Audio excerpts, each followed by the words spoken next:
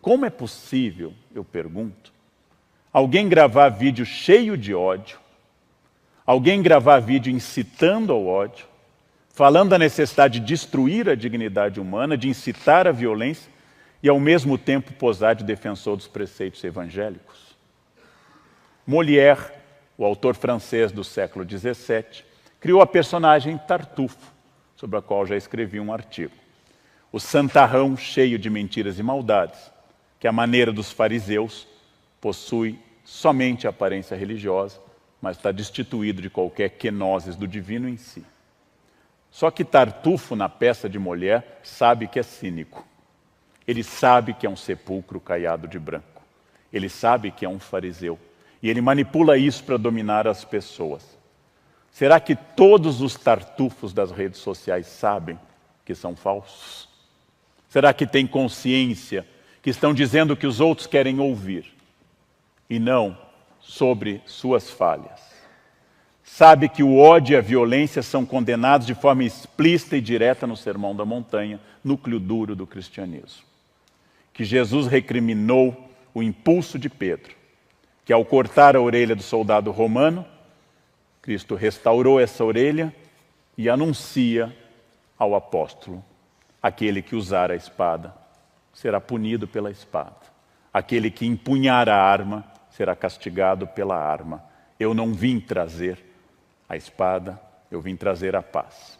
Princípio magno do Mestre, horas antes de ser torturado e morto. Pela natureza da encarnação de Jesus e de sua morte sob tortura, todo e qualquer cristão nasce com a obrigação de ser inimigo da tortura e da violência. Porque, afinal, Jesus foi torturado e condenado à morte, de forma injusta. Todo o corpo humano faz parte do corpo de Cristo. Princípio teológico comungado por quase todas as expressões cristãs. Logo, qualquer tortura em um ser humano, independente da ação que ele tenha cometido, independente da sua orientação ideológica, é uma tortura no corpo de Cristo, que revive a cena daquele homem atado a uma coluna sendo chicoteado, coroado de espinhos e levando tabefes e cusparadas dos soldados. A tortura é oposta ao cristianismo. Mas, óbvio, foi cara a muitos momentos das instituições que se dizem cristãs e a muitos que hoje se consideram cristãos. Elogiar a tortura é o gesto mais poderoso para dizer que eu sou inimigo de Cristo, inimigo da fé. Obrigado.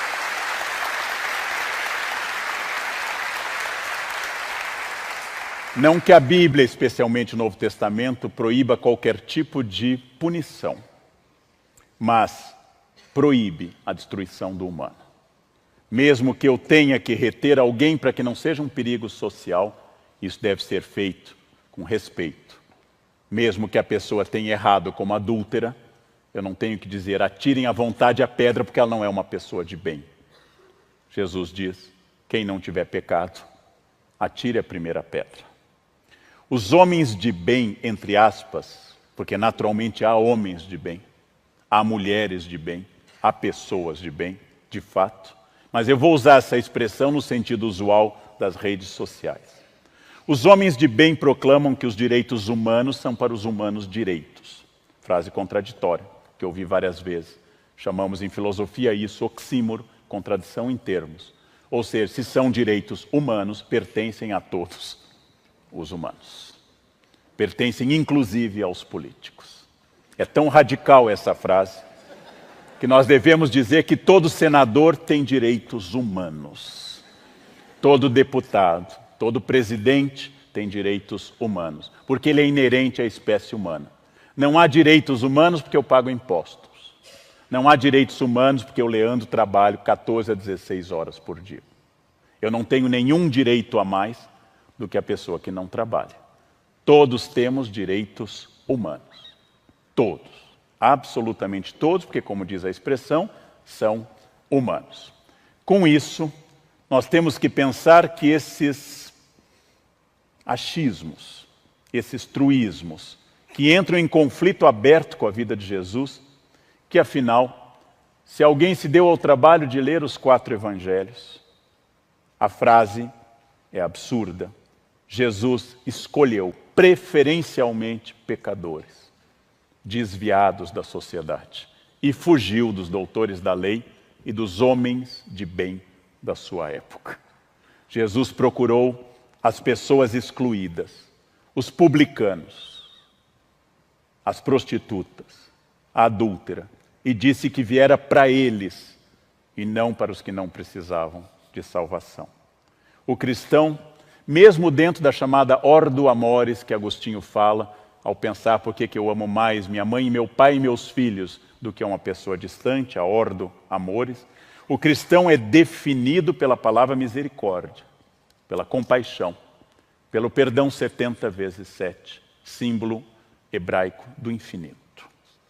E é o mesmo quando é necessário interromper a ação de alguém violento, pois cabe a um cristão interromper a violência de alguém, impedir um crime, deve fazer por amor, por vontade de ajudar, por ser diferente do criminoso que ele condena, porque se ele agir como criminoso, ele passa igualmente a ser esse criminoso. Odiar o pecado e amar o pecador. Fórmula medieval complexa e muito interessante. Eu odeio que você seja um ladrão, porque roubar é errado, fere aos princípios básicos da sociabilidade. Eu odeio que você roube e vou fazer de tudo dentro da lei e dos direitos para que você pare de roubar, porque é errado roubar. Porém, eu não te odeio, porque você é um ser humano. Eu odeio o ladrão, não simplesmente o ser humano que rouba. Preceito medieval que foge à nossa ideia de bandido bom é bandido morto. Porque bandido bom é bandido morto é uma frase do paganismo. É uma frase daqueles que não conheceram a Jesus. É frase de um romano sem batismo, de alguém que jamais teve contato com o Evangelho e desenvolvia a ideia de que a justiça é a punição e a eliminação de quem eu considero desviante.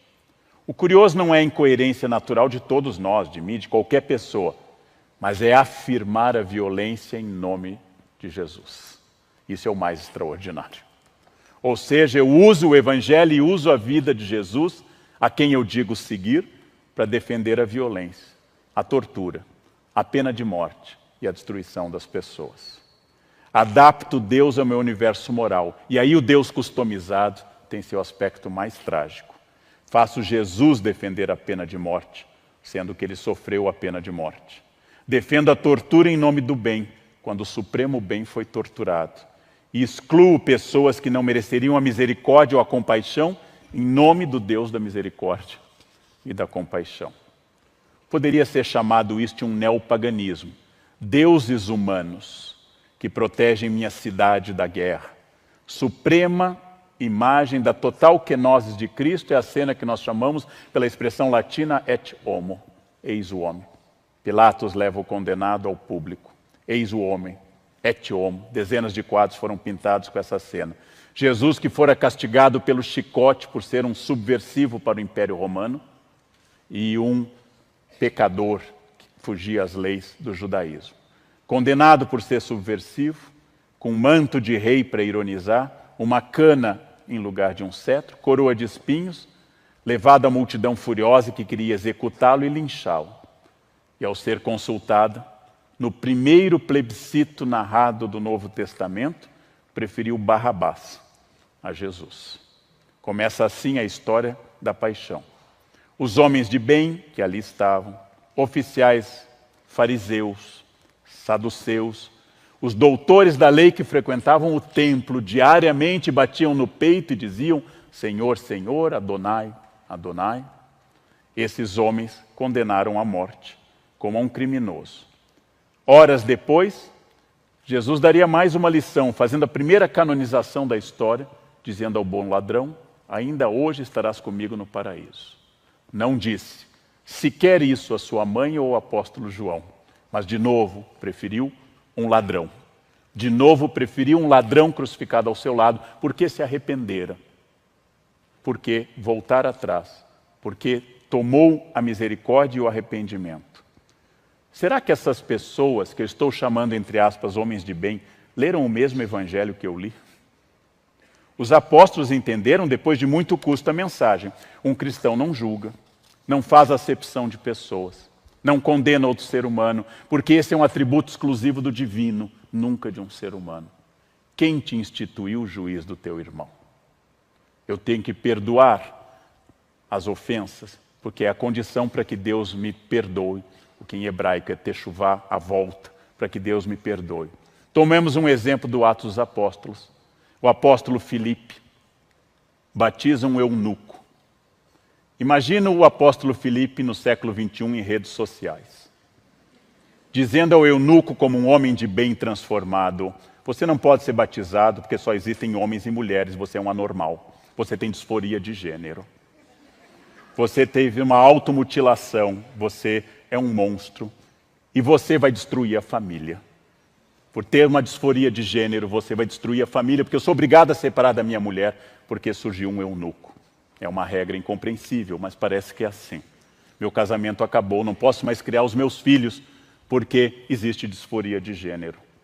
A opção de um cristão de Filipe, que felizmente aprendeu o cristianismo de Jesus e não das redes sociais, é: eu vim para que todos tenham vida, e todos tenham vida em abundância.